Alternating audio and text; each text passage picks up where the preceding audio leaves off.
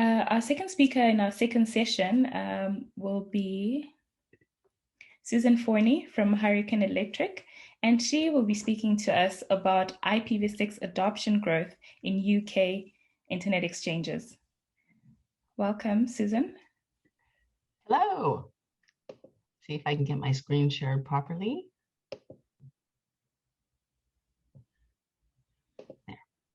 There, that looks good. Okay, hi. I'm here to talk to you today about how IPv6 adoption has grown in UK and Ireland internet exchanges. And I wanted to start out with my pro IPv6 disclaimer. This actually is an update of the talk I did last year.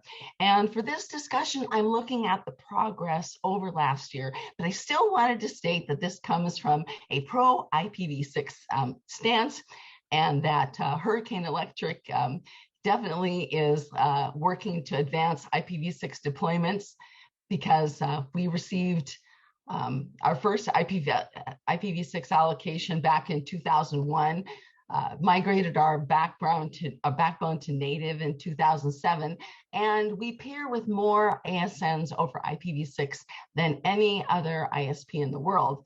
This morning, it was 5,963, and I have to tell you, I was tempted to try to turn up another 37 peers to get to 6,000. Didn't have the time, but we're that close, and we're at over 9,261 peers over IPv4. So lots of peering going on over IPv6.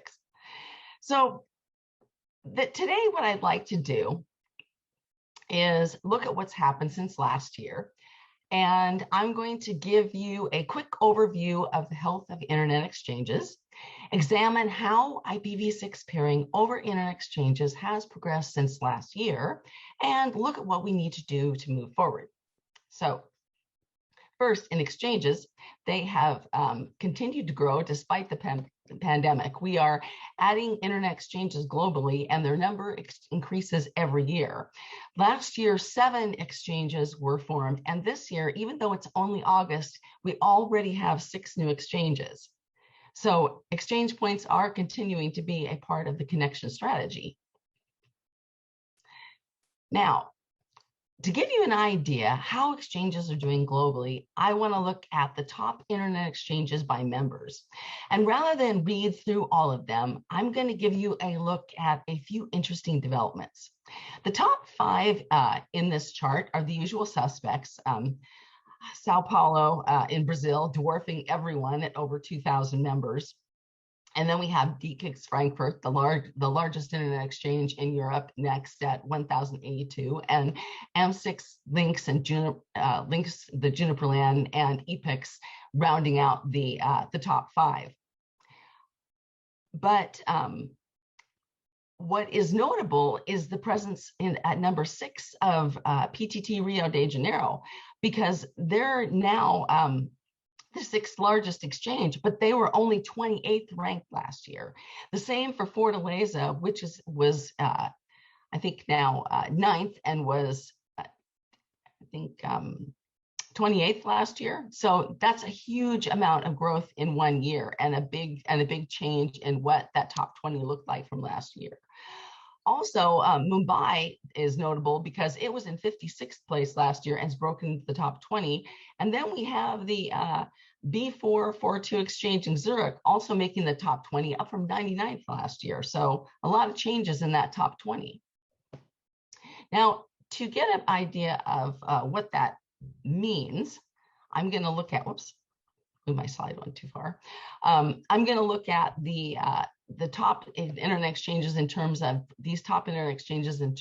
percentage group. And this chart actually has all of the people who were, the exchanges that were in the top 20 in both 20 and 21. So there's 25 in this chart instead of just 20. And really the most notable one is 4B42 in Zurich. And you just have to look at these guys. They are just shy of tripling their membership in over a year. And it is an exchange that allows VPN connections, which is probably a factor in their growth. But that's not the only unusual thing about this exchange. Well, one of their members is IPv4 only.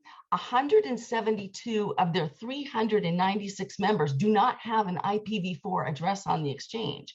That's 43% of this exchange that's IPv6 only. And this is the first time we've ever seen anything like this. The 3 Brazilian exchanges, of course, have very impressive growth. Mumbai at 60% is how it got into the top 20. NAP Africa is notable in that it grew 17%, which is how it kept its place at 10 in the chart from year over year. But then what we get, it gets interesting, is at the end of the chart, where we have, for the first time, 4 internet exchanges that were in the top 20 that actually lost members year over year, including AM6, France IX, and Data IX in Frankfurt. Now, we can see that overall, membership of internet exchanges is still up. And another thing that has an impact on IPv6 adoption is the number of prefixes are being announced. So let's take a look at that. The short story is that IPv6 has been growing a lot more than IPv4. The story is told in these curves. IPv4 growth has been steady, but IPv6 has been expanding at a much greater rate. Last December, IPv6 was 25 years old, and also last December, the IPv6 table exceeded 100,000 prefixes. As of yesterday, the global IPv6 table was over 126,000 prefixes. And what this graph shows is that IPv6 is making progress from just over 1% of the size of the IPv4 table to 10 years ago to 18% this year. So it's moving in the right direction. So it's easier to see what's happening if we look at the year-over-year percentage increases. The increases are so large in 2011 because Comcast, Time Warner, and AT&T deployed IPv6 in 2011, and that also encouraged adoption among some of the smaller networks. The Internet Society built on that momentum in 2012 with the World IPv6 launch, so that's why you see it at 49%. But after that, even me, optimistic pro-IPv6 person, has to say it started trending downward until 2015, when ARIN exhausted its IPv6 or IPv4 allocation. And from then, we see consistent growth in this table. The 2021 figure is just with 7 months past at 20%, which is a bit over half of the year. But if the table continues to grow at this rate, it's on pace to meet or exceed last year's numbers. So obviously still pretty healthy.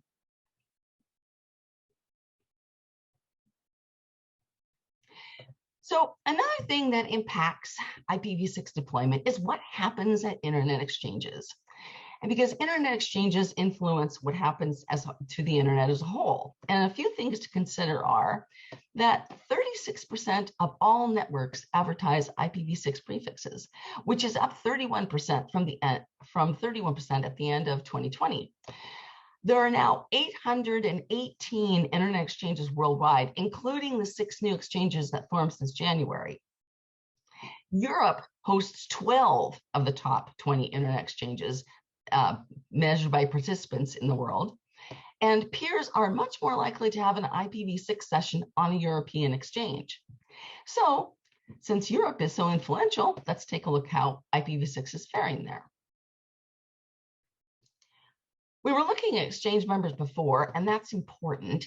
But to find out how IPv6 adoption really is progressing, we have to look at how IPv6 is being used. And so still, these exchanges are still ordered in terms of their membership.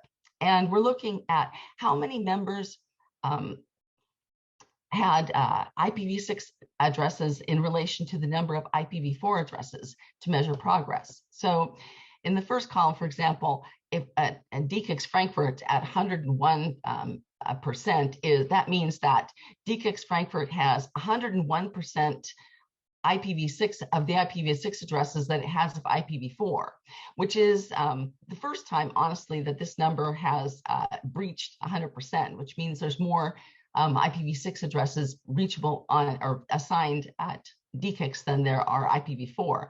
Same thing is true at Equinix Paris, where it's 103%. For the rest of the field, we can see that they're 85% or better in terms of IPv6 addresses assigned for IPv4 addresses. And so this is not looking too bad. Now we're going to look at how many IPv6 addresses are reachable, because of course, assigning an IPv6 address is not the same thing as using it. What is more significant, of course, is if these addresses are actually on the exchange and ready to appear, and that's what we're looking at here. The blue bars represent the percentage of IPv6 addresses that are reachable on the exchange compared with the IPv4 addresses that are reachable. In 2020, the addresses that are reachable vary quite a bit from, or rather, as in 2020, the addresses that are reachable vary quite a bit from what was assigned. DKIX leads the way with reachable percentages as well at 102%, and this is a big deal. It's the first time that reachable addresses has exceeded, for IPv6, has exceeded the amount that are reachable for IPv4. The next 5 exchanges range from 66 to 84% reachable. This is healthy by most yardsticks. From there, we see lower percentages of reachable IPv6 addresses, and this is where the work needs to be done. Just to let you know, Susan, you have about 4 minutes left. We're good. Okay. So now let's compare those reachable IPv6 addresses to what we saw last year. The blue bars are still the reachable values from 2021, but the orange values are the reachable values I recorded in 2020. As you can see, some made gains and some did not. So let's look at a handy graph that shows you the year-over-year percentages. And that tells a clearer story. As you can see, there isn't really a clear trend to the value. DKIX Frankfurt still shines with a 35% gain. And Moscow IX, while having some of the lower IPv6 reachability percentages, still made gains over last year. And the rest of our graph shows losses. What's interesting is that the 3 exchanges who have less reachable IPv6 addresses than before were also the ones that lost members last year. So you're wondering, was this overall successful? Well, yes, because if we add the percentages all together, we're still up 4.3%, so not bad. Now, the takeaways from this are that while more new exchanges continue to form, membership is down at some of the larger exchanges. More IPv6 only networks are joining the exchanges, and IPv6 adoption overall is increasing in these exchanges. So Europe had a good year, but what you really came for. How are things going in the UK and Ireland since last year? So let's take a look. Membership, we have expectedly links at the top. It's a very huge exchange with 865 members. LoanApp has grown to 262. Links Manchester is 126. INEX 109. And Leeds is bringing it up at 30. So still good membership in those exchanges. Let's look at what they grew year over year.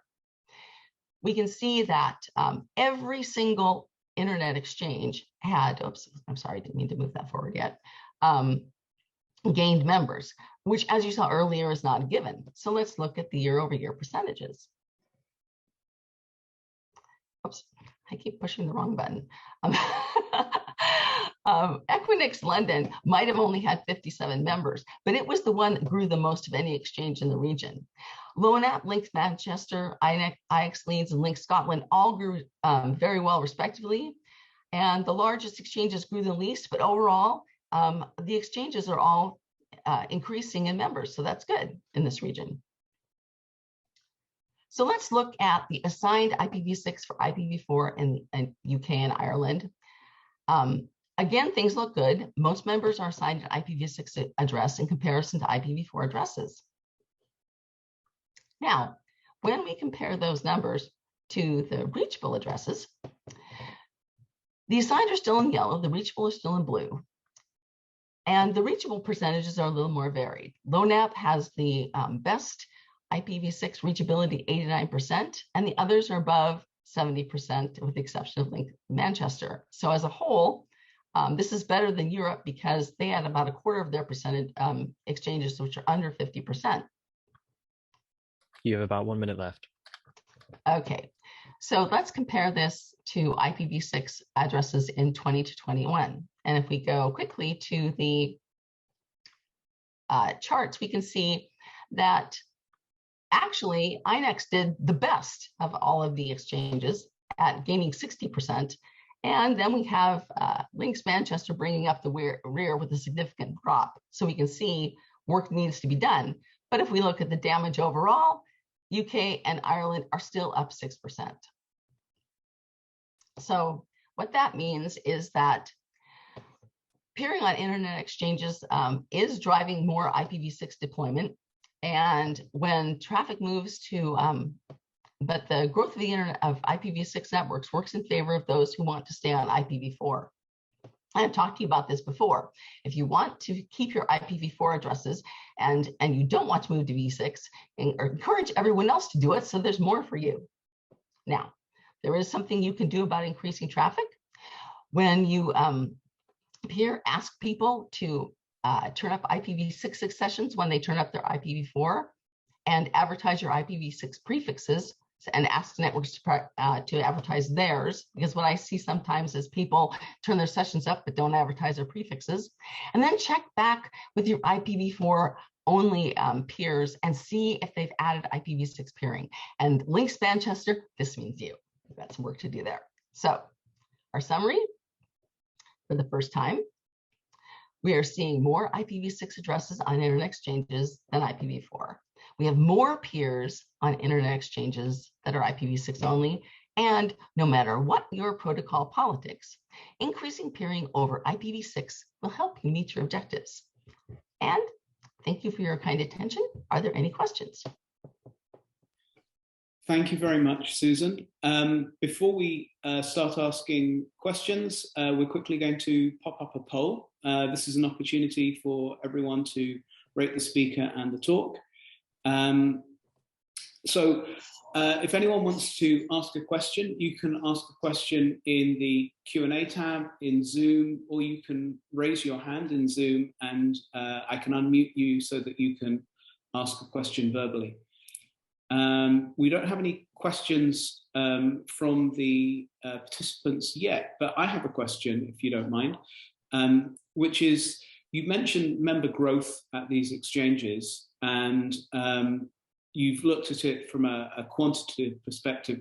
Qualitatively, are you seeing a different kind of network peering at exchanges over the last 12 months? And does that have an impact on the amount of IPv6 traffic that you're seeing? That is a pretty good question, because the one that increased the most in the 4B or 2 in Zurich, that one does have very different peers than you see on the other exchanges. These are very small people that look like they're individual person names networks, very small ASNs, not a lot of traffic on that exchange, and people coming from all over the place. You've got 396 peers on that exchange, and they come from everywhere. And when you look through there are very few. I was curious about this as you, because I looked through those 396 names and I recognized almost nobody on the exchanges. It's not like you have, Fastly and Google and Microsoft peering on that exchange like you do on a lot, in the larger exchanges, or, all the players that you see in your neighborhoods on the, in your local exchanges, and you see some of those bigger players on the, the Links London and LoNapp, and you see them at DFIX Frankfurt. You don't see those players on that, on that virtual exchange in Zurich. So it's very different. As opposed to the differences in the small exchanges, it's kind of like neighborhoods. You see a lot more of small local networks on the smaller exchanges than you do on the big ones. And I think that's partially because of where they're located. The smaller exchanges tend to be in smaller markets. And so you see those networks and they get a chance to peer with people that they wouldn't ordinarily be able to peer with. That's one of the reasons, honestly, why Hurricane Electric is in those exchanges, because the only way to reach these ASs is to come out there. So that's why we do it, because that's where you see them. We have one more question, and we have overrun very slightly, but I'd like to ask the question very quickly from Matt Ford. how are you counting IPv6 addresses versus IPv4 addresses? /64 equals /32 or something else? Well, I'm just counting individual addresses, not the actual. It's not like it's the prefixes that are being announced. It's the actual addresses that are being the peering addresses on the exchange. So what I'm comparing is, one, do you have an if you have an IPv4 address assigned, do you have an IPv6 address assigned as well? And what we saw this year was that not only just is there more of those in some cases, there are some cases where the network doesn't even have an IPv4 address. And then secondly, I'm looking at, if you have an IPv6 address assigned, is it reachable? And I compare that to the number of reachable IPv4 addresses, because as we've seen, assigning address isn't the same as using it. So I'm looking at the number of people on the exchange who are actually using their IPv4 addresses versus the number of IPv6 addresses that are actually in use. And that gives me an idea of how healthy the peering is on that exchange. Excellent. Thank you very much, Susan. I'm going to send us back to Portia now, who will lead us forward.